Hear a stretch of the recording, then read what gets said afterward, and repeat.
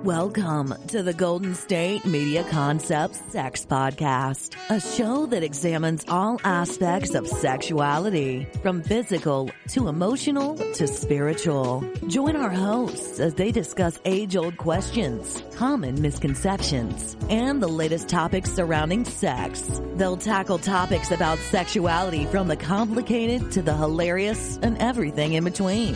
GSMc Sex Podcast is your show for all of your questions about sex, even some you might not have thought of yet.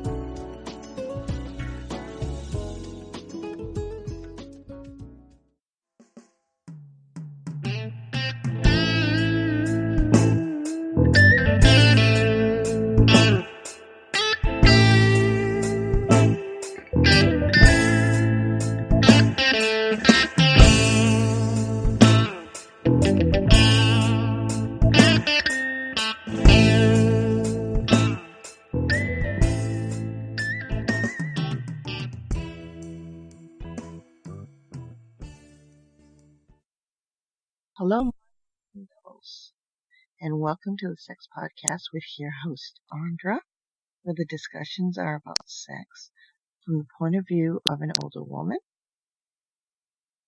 This segment, we're going to talk about sexting. Now, sexting has become extremely popular in the 21st century.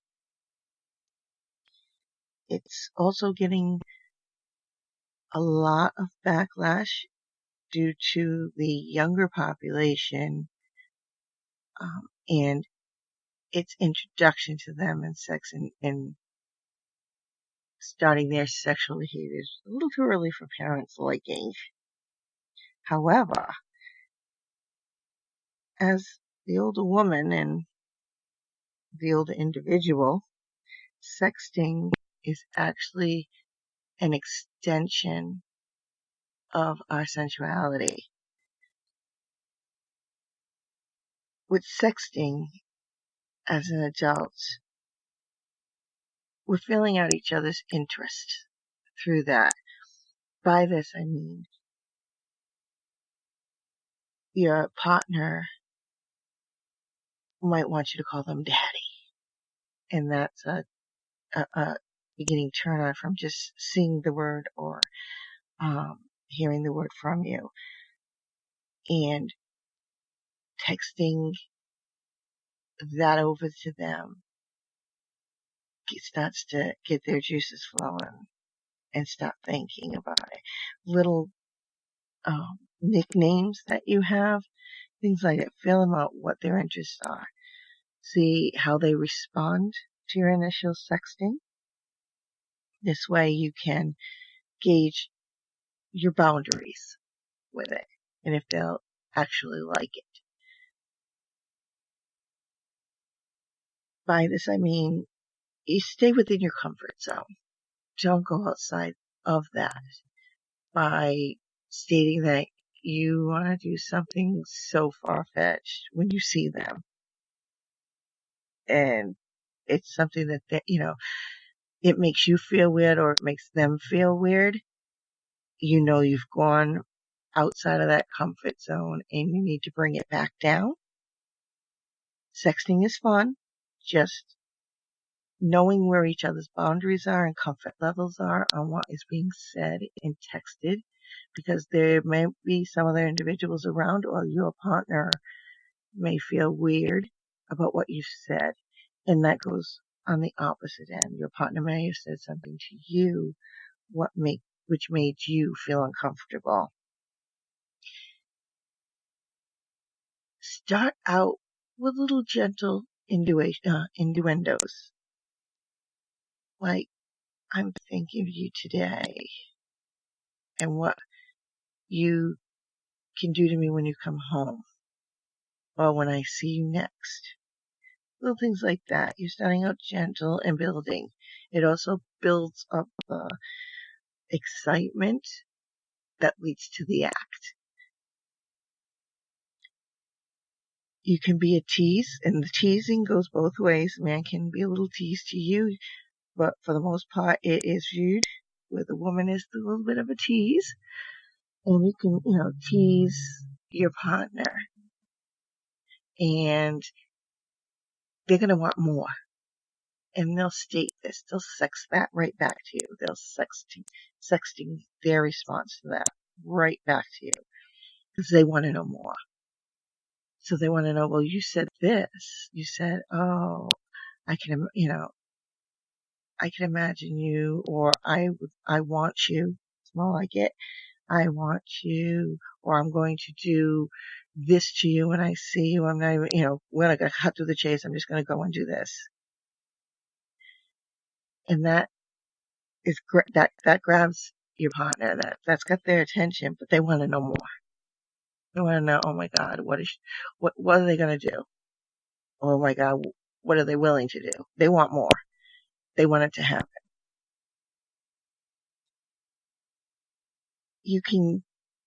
Another thing you can do with sexting is you can give them a little bit of a visual of what's going to happen later.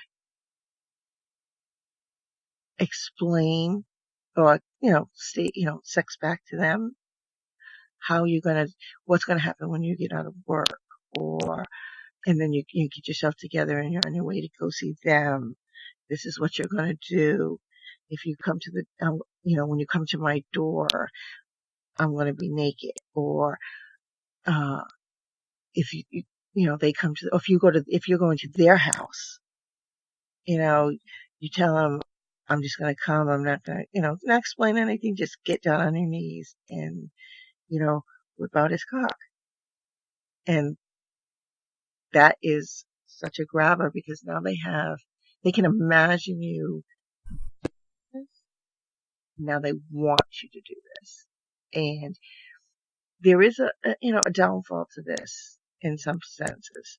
Although we are having the sexting, the visual part of it, if you've got them worked out, and they are really looking forward to that act, and then you get there and something happens, you can't do this, it kind of sort of, in some cases, will kill the mood. Another thing that you can do with sexting is you can stroll down memory lane. By this, I mean you talk about your past sexual experiences with your partner, where, I remember when we were in the bathroom and we did this, or we're in the kitchen on the table, expressing that how much you like that.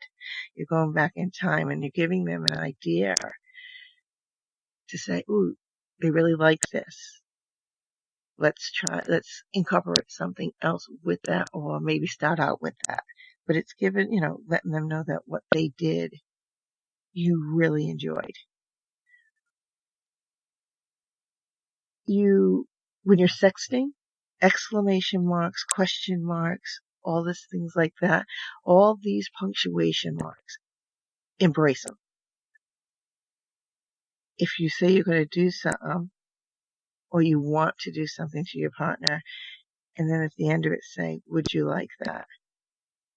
It kind of sort of puts the ball in your partner's hands, and to see how they're going to respond. And with exclamation marks and question marks and things like that, it captivates the conversation and moves it along. It kind of sort of, it's like a ping pong game going back and forth. With sexting, don't be afraid to give feedback, because if you don't give feedback, you don't know the boundaries of what you're texting to your partner, whether they like it or don't like it. Or if you like it or don't like it, make sure that you do give feedback. Don't be afraid to send a sexy picture. Just make sure you don't get your head in there, or try to avoid any identifying marks, shall I say, where if someone's in the room with them and they happen to glance over and they see your face, but you don't know this because you texted it to your partner, and then you come to the office one day, or you're out to a dinner party and they recognize you, and now they're You want to make sure you send that sexy picture. Don't put your head in it.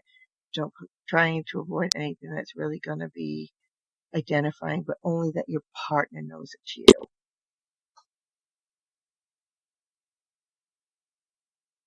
Sex on your terms and your terms only.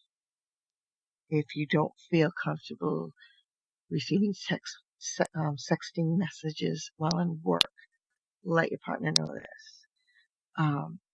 It kind of wraps in with that feedback and all of that. So really, sexting can be fun, and it is, and it enhances foreplay. It gives you that sexual arousal right there and that anticipation of the act that's coming up. But make sure you follow some, your own guidelines, and you're being safe with it, and your communication is always open with feedback towards that sexting, and it will be such a great experience. So we're going to take a break here, and when we come back, we're going to talk about BDSM. Still on the search of that one true love? On the limbo in this crazy world of dating, marriage, relationships? Well, listen to the Golden State Media Concepts Relationship Podcast, your one-stop podcast for everything about relationships.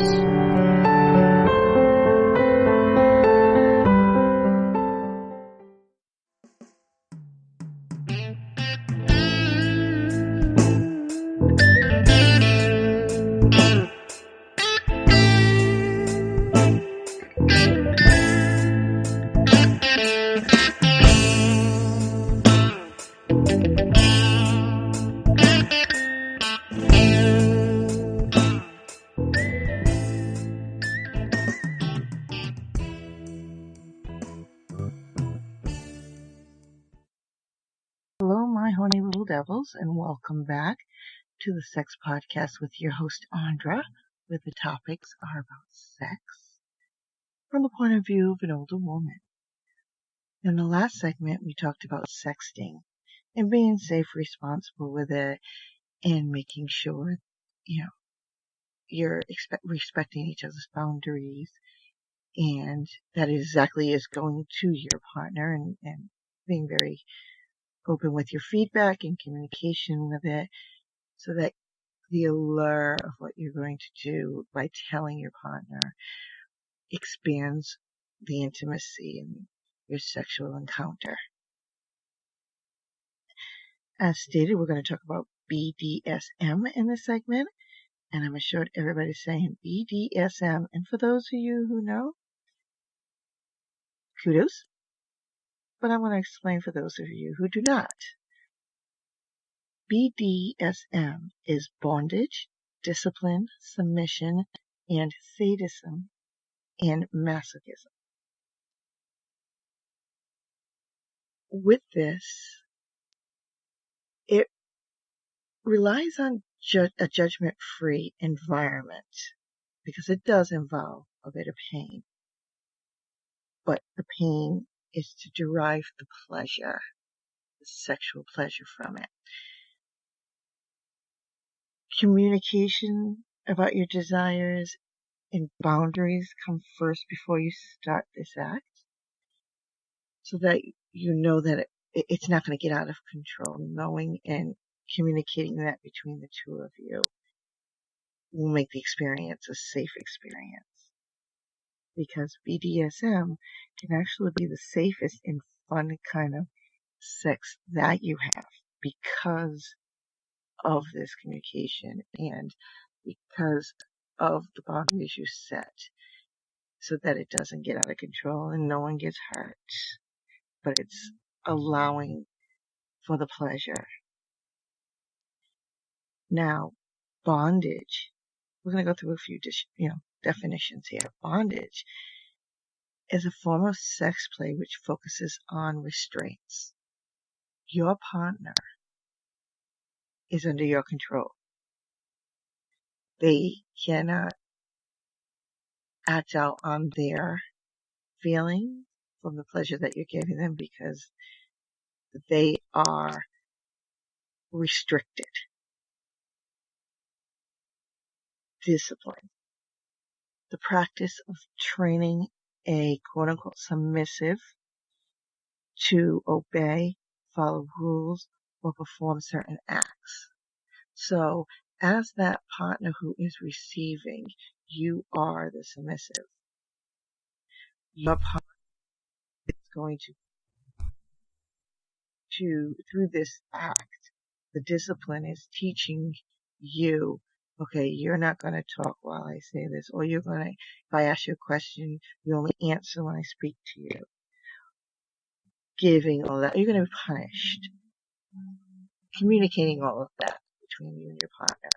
But you have to be allow yourself to want to do this in order for this to work, to be somewhat submissive. Dominance and submission.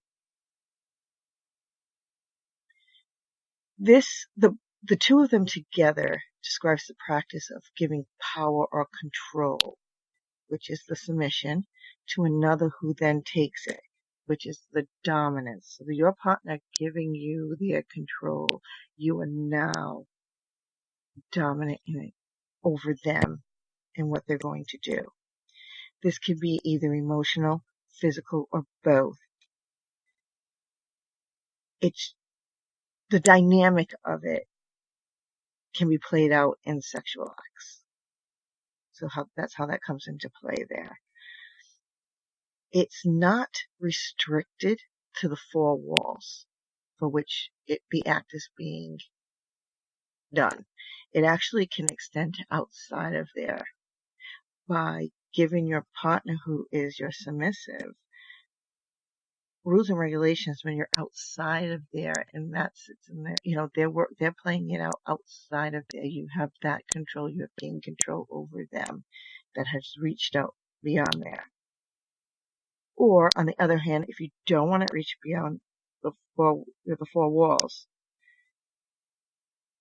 it can remain within the perimeters of your sexual encounter only, so that this way, when you get into it and you're playing out that act, it's something new every time.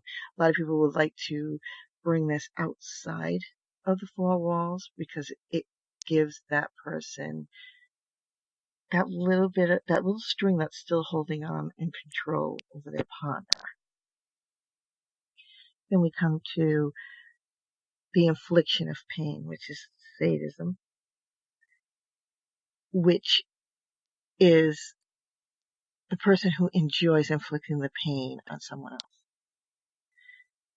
The maso sadist is the person who enjoys receiving this pain. So they're the person who's going to be restrained. They're the person who you're giving these rules and regulations and training them to behave or obey you in the way that you want them to. It is very, very working on how it is considered pleasurable in one of the safest forms of sex. It's because of the amount of work that you and your partner put into boundary settings and open communication, so that there's a place, there's a stop point. And the majority of people, well, actually, when you're acting out BDSM or you enjoy this, providing a safe word so that you know when to stop for your partner, when it's just too much. So that safe word, that communication is very vital when you're in the act of BDSM with your sexual encounters. We some people look at BDSM as, oh my God, I'm not going to do that. Nowadays, it's a little bit more and a little bit more accepted because the majority of our lives as adults are controlled by our outside environment. Work, we're stuck to the 9 to 5 groove or whatever our hours are, our work schedule's demanding. When we come home, we actually go to work to make the money to pay the bills. So we're controlled by those factors as well. By acting out in this manner, we're allowing us to let go of that control, what those outside environmental things that are controlling us and holding us at arm's length. And it's allowing us to be in control in our lives and to regain some of that control feeling for us as individuals.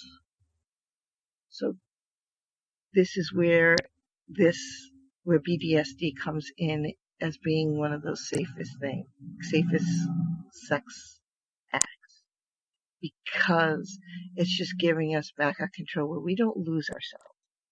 But through communication and setting boundaries, it can be safely done and enjoyable and, lasting outside the four walls or remain inside the sexual encounter. When we were younger, this was something that you didn't do. Oh my God, that's bad. That's against church. It's against, it was always referred to as a religious act, and it went against that.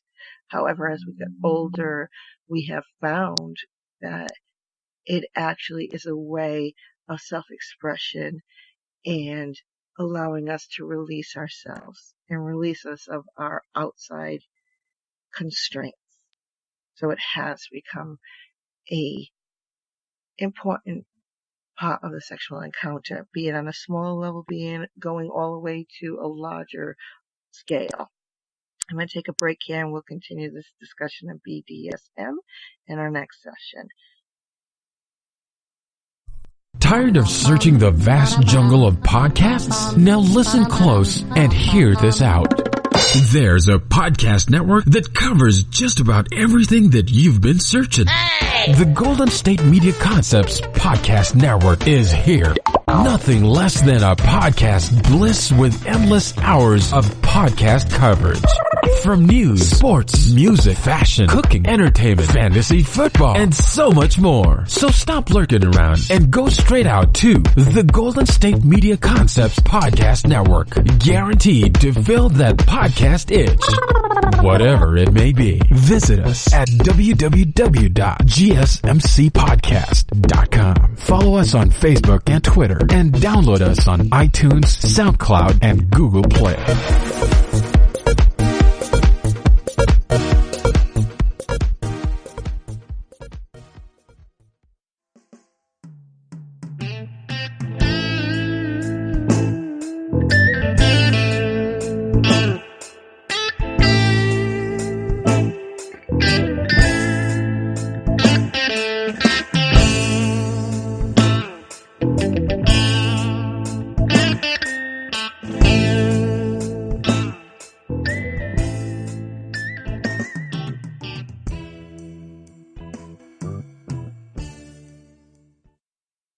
Welcome back, my horny little devils, to the Sex Podcast with your host, Andra, where the discussion is about sex from the point of view of an older woman.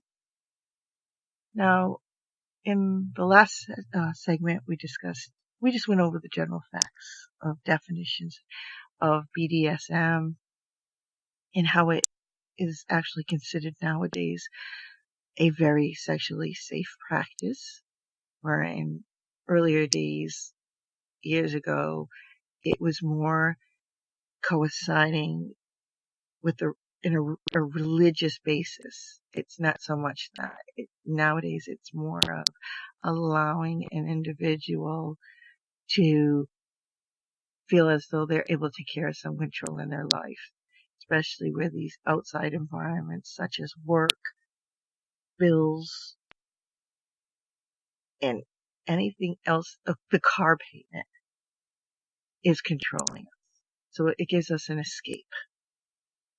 This is part 2, because it is a very lengthy subject, and everybody takes it in a different way.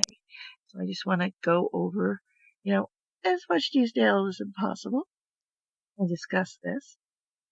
So with BDSM, it allows for an individual to be free and uninhibited to play, experiment,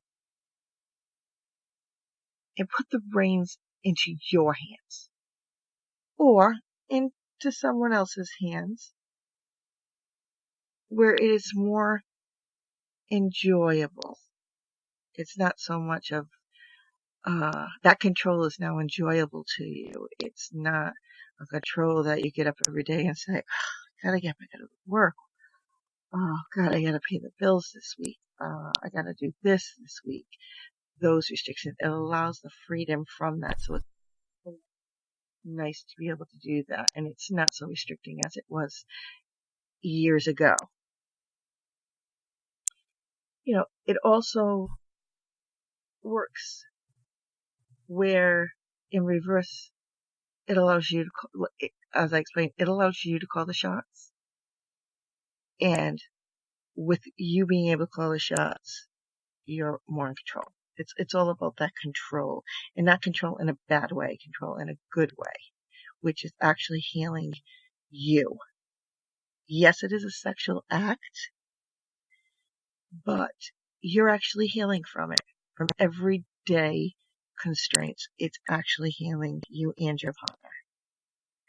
Now, there's some things you need to know before you take on the sexual encounters of BDSM, in order to enjoy the experience and understand it a lot more, where you're in control, and the act will go in a more pleasurable way. First, you always, as in all situations, when you're taking something new on, or you're learning something new, both you sexually educate yourself, both you and your partner, regarding that. Take a book out, go online, just reach out and educate yourself on it. Because the more you know about it, the more you know what you have to do or what you want to do and how you can set boundaries. And it goes safe. Talk it out with your partner. This is very important because you are discussing what your desires are and you are discussing those boundaries. And due to the nature of BDSM, where the individual is surrendering their control, trust and communication is very, very, very crucial. Once you're in the act and you've done it a few times and you actually like it and you want to take it to another level, instead of making it a group affair, but this is only if you and your partner are comfortable with this. Some people like it. For the most part, it's generally between you and your partner, and it doesn't need to go beyond that. Before you go and do it, act it out, write it down, write a scene, have this quasi-contract for the act that's going to be, performed between the two of you. Pick a setting. Where would you like to have that done? Because maybe you fantasize doing it under some dark bridge or something. So you would want to pick a scene, a setting. This is a play. So it's your play. You're writing the script. The next thing is come up with a safe word. This safe word allows you and your partner, if you're switching roles, to know when it's too much or they've gone too far.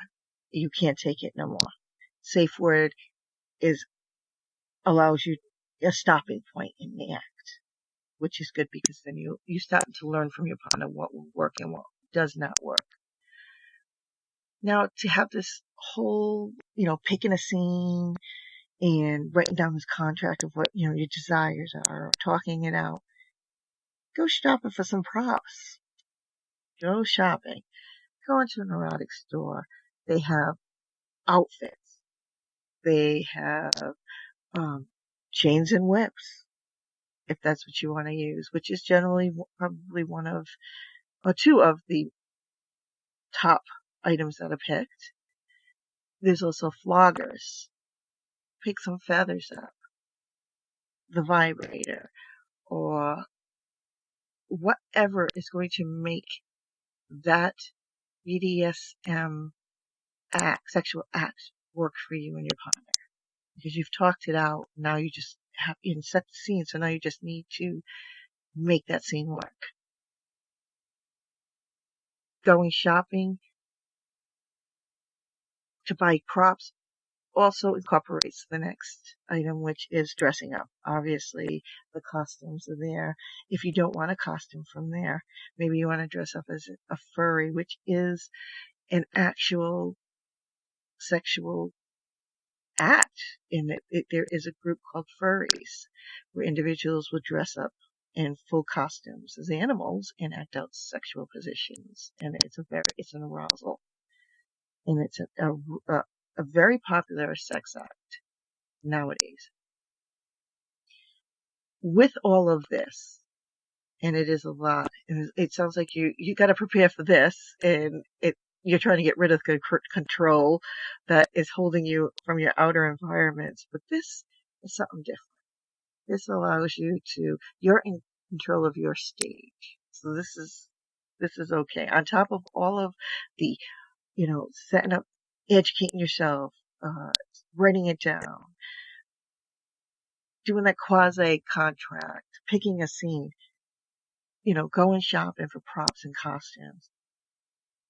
When you're in the act, overall go slowly, because this allows you for control of the act, where it won't get out of hand.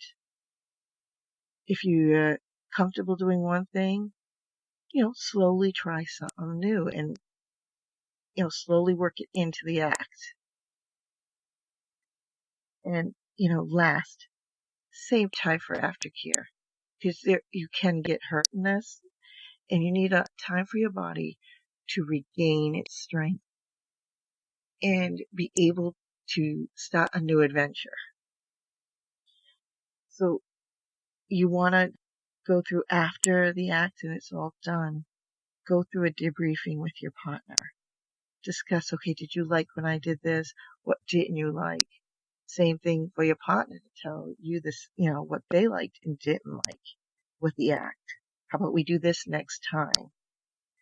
We'll set up something different.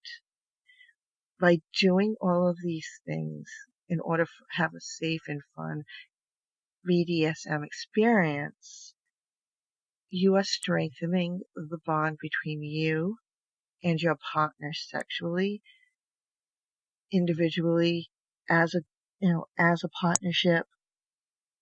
And with that, your next encounter will go to the next level, and it'll be even more enjoyable for both of you. So although this is a very fun act, please take your time to make sure that you are ready and you're able to do this safely. That's the end of my show, and I will see you next time. Have fun and practice safe.